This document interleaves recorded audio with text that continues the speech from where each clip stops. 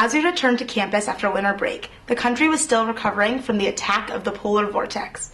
We headed to cross campus to see what students experienced at home and get their take on the cold days that are hopefully behind us. So, I was wondering, do you guys know what the polar vortex is? Yes. Yes. Yes. I've heard of it. Can you explain a little bit about it to me?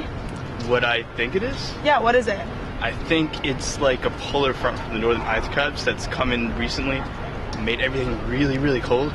More intense, questionably real. It sounds a little bit like a supervillain. I will unleash my polar vortex. So what, just from those words, what do you think it could be? Part of the rain, maybe? Part of the rain?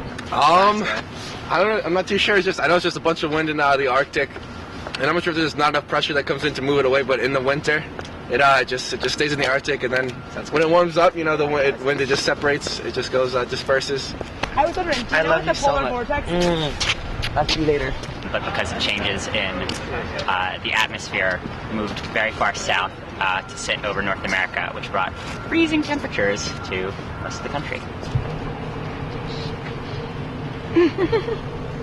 Did it affect your break in any way? It did. I went to the south this break, and it's supposed to be hot, but it was cold instead. So It wasn't super cold, but I was working in an ambulance. And we had a lot of very cold people, a lot of injuries related to that. Really? Can you talk about some of the injuries? It just makes every normal injury a little bit more severe. People that hang outside normally, like homeless people, things like that. It's a sore subject. It's a sore subject. Can you tell me a little bit about why? Well, I got this cold sore. That's cool. Have you heard of any polar vortex horror stories? Yeah, my roommate, she lives in Wisconsin, and her screen door froze, I think.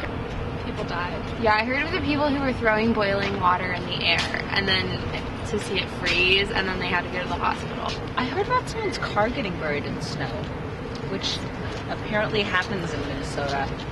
Can I ask you a question for YTV? I'm good, thank you though. Okay. So, would you ever consider writing about the polar vortex, and what would your story be about?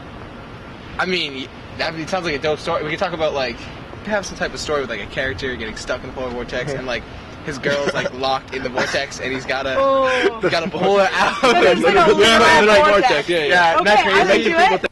This has been Leah Motzkin bringing you Weekend Take 2. Stay warm, everybody.